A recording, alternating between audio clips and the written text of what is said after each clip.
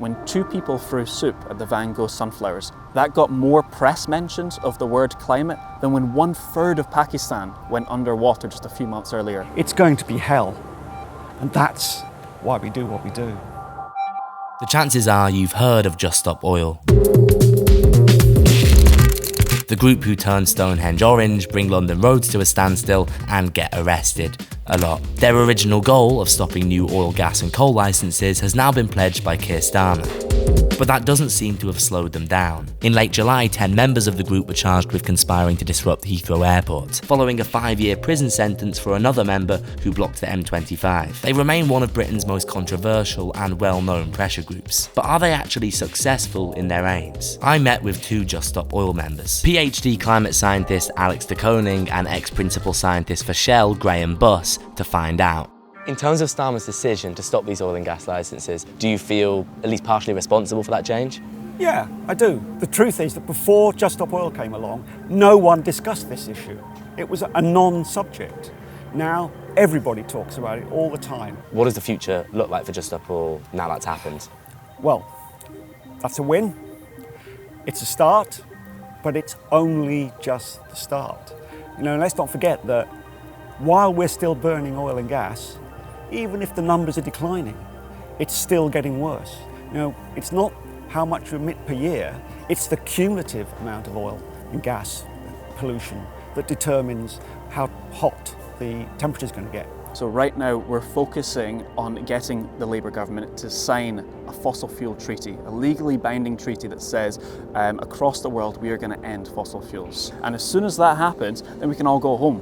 And then Just Stop Oil is done and there's no more disruption and I can get back to a regular life. And I'm looking forward to that. I hope it happens soon. So what are how are you going to squeeze Starmer into signing this? What are the plans you've got coming up? So we're targeting airports at the moment. And it's not because we want to cause this disruption, it's because this is a really good international symbol for the carbon economy and how we can tackle it. So the question here is one of causality. Just Stop Oil disrupts an airport, the media reports on it, public opinion on environmental issues might shift. And Just Stop Oil hope that this chain ends with Keir Starmer, a man who has labelled the group's actions arrogant and contemptible, making a policy change. It sounds admittedly far-fetched, but according to Bart, Professor of Politics and Communication at LSE, Just Stop Oil's tactics are far from futile. Well, the very fact that we are talking with each other, that you are here and that the media kind of takes notice and kind of is talking about Just Stop Oil, and not just about Just Stop Oil, but unavoidably also about the issues that Just Stop Oil wants to put on the agenda, is evidence to me that their tactics are working. We do need to make a distinction here between the support for their tactics or the support for the cause. I think it's about more than 80% consider climate change to be a very serious problem that needs to be tackled. And these numbers have been increasing over the years, which is a different thing of kind of saying, oh, I don't like that they're disrupting the motorways. I don't like that they are throwing stuff at paintings. And the media kind of obviously reporting these protest spectacles and thereby also discussing the issues. When it comes to media attention on Just Stop Oil, the focus is usually their tactics, which do often seem designed to upset people. Spraying Stonehenge orange and chucking soup over Van Gogh's sunflowers come to mind. But as the media attention dies down, these stunts are often revealed to have been less extreme than they initially seemed. The powder lobbed at Stonehenge turned out to be washable corn flour. Van Gogh's sunflowers are covered with protective glass. Oddly, Just Stop Oil seem to actively strive for more excoriatingly bad PR than their actions warrant. But to Alex, the Van Gogh stunt, one that saw Just Stop Oil vilified all over the media, was an enormous success. Yes, so if we look at Meltwater Statistics, for example, they're a media monitoring company, and they tracked that when 2 people threw soup at the Van Gogh sunflowers, that got more press mentions of the word climate than when 1/3 of Pakistan went underwater just a few months earlier. 33 million people completely lost their homes, their pets likely. Half of them were children. All of their lives just washed away, and yet that got less talk about the climate crisis in the UK than when 2 people threw soup at a painting, a protected painting. Of course, sometimes Just Stop Oil's protests do have real effects. Last November, an ambulance was delayed during a Just Stop Oil road blockade, after which the Met Police and Just Stop Oil were both pretty quick to blame one another. So do Just Stop Oil activists feel bad when regular people become the targets of their activism? When that happens, can you understand a bit of the public resentment, and do you have sort of plans to stop things like that happening at your protests? We always have a blue light policy. We always take care to let ambulances through, and wherever possible let public transport through if it's blocking roads, for example. That if there was another way that would work, we would do it. I remember a few years ago people talking about the climate crisis, and they would say, oh, England will be like France, it'll be fabulous. But that's not the future, those little children. It's not going to be like France, it's going to be hell. And that's why we do what we do. Well, it's a really horrible situation. It really is, and I'm so sorry for anyone that gets caught up in any of this disruption. And sadly, the only thing that has been effective thus far throughout history in creating massive social changes to the level that we need is disruptive action.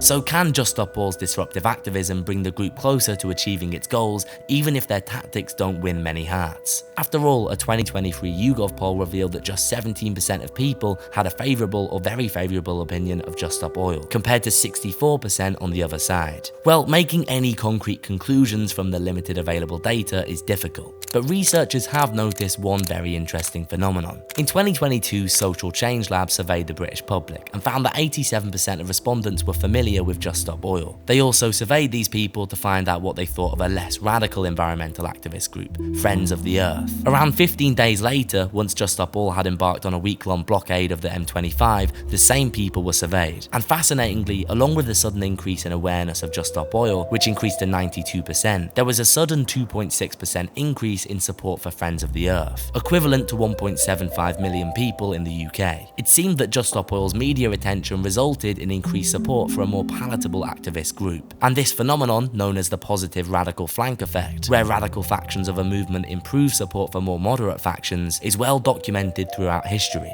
Radicalism is per definition less liked by the general population, because often general populations are more conservative, more kind of let's not rock the boat too much kind of like. But histories of social change shows us that there's always been kind of more radical push and incremental change. Well, I think a very good example is Malcolm X, obviously, and the kind of more radical element of the black civil rights movements in the United States, who were vilified as well and also put in prison. Social change happens when the political elites feel that they are in a need to compromise in order to preserve the status quo, in order to preserve their interests.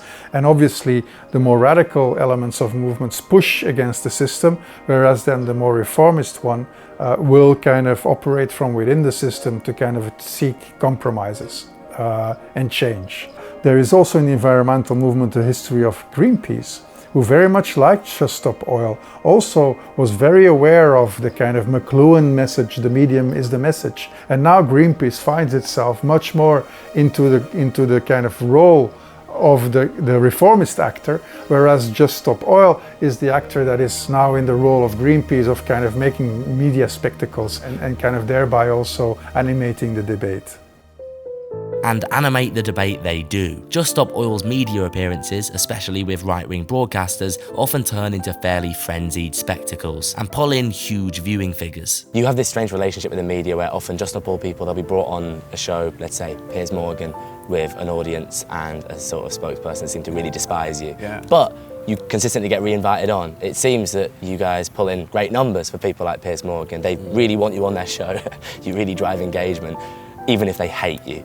Is it fair to say that that relationship is symbiotic? Well, I have to say that I personally don't like going on those programs, but I do go on those programs, on those right-wing programs. We're there to change public opinion. The government had made a commitment in the Paris Agreement to inform the public about the climate crisis. And they are not doing it. You would think everything was tickety-boo. So we take every opportunity that we can to tell the public how serious it is. And, but of course, our ultimate goal is to engage the government in making change. So we'll go on any programme that wants us. Discussions about Just Stop Oil in the media are often conducted with a sense of indignation about the group's tactics. But ironically, it's precisely this indignation, this media outrage on behalf of the British public, that drives Just Stop Oil's message. After all, various studies have shown that content that evokes anger has the capacity to be hugely viral and thus profitable. There's a lot of people in the media who are like, oh, well, we can't talk about the climate at the moment, there's no climate news happening. So obviously we would prefer that climate change is in the news instead of Stonehenge and that action. But it is important because even if 1% of the 110 million people who saw that one video go away and research about the climate crisis, or they even hear the words climate crisis, or they even think about the fact that people are resisting it, maybe because the government is not doing enough on the climate crisis, that is already a success. So it is really important to have that wide reach because we live in such an attention economy. Just Stop Oil have found themselves in an interesting position. The primary aim of their initial campaign has been backed by the new government, and yet one of their members has just received a historic 5-year prison sentence after being labelled a fanatic by the case's judge. A sentence that the UN Special Rapporteur on Environmental Defenders said set a dangerous precedent that should shock the conscience of any member of the public. It's immensely difficult to track the success of Just Stop Oil's campaigning, but they've undoubtedly reached millions with their message, and are now suffering grave legal consequences for their actions. If one thing is clear, it's that Just Stop Oil activists don't seem to care about being liked. The history of non-violent civil resistance is possibly always that the activists, those people trying to bring about change, they're nearly always unpopular. I mean, look, Martin Luther King, look at the suffragettes. This isn't the X factor. Public support would be nice, but women didn't get the vote by voting.